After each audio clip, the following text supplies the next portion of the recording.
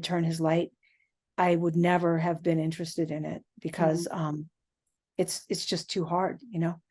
But with my students, I feel like I'm more engaged when it comes to, I teach a course called Philosophy of Happiness, where, you know, we do some practices, we work on compassion, we work on service, we work on mindfulness, we work on forgiving ourselves, seeing our humanity. We work on telling more truthful stories about ourselves, ones that aren't as harsh.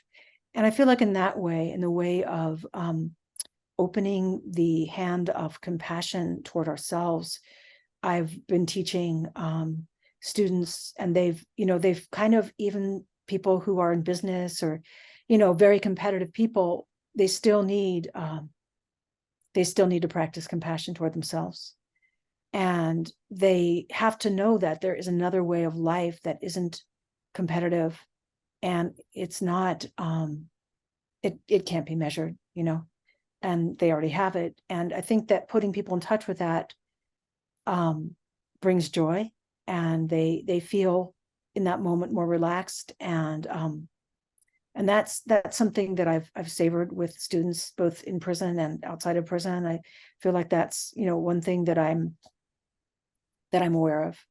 And you know, and also I feel like teaching the magic of Plato, like to enter into Plato's world, his drama, his love affairs, his passion for Socrates, his transient world, his stable world, the visions he has. I mean, that for students is a breathtaking experience. They will never encounter another voice like that.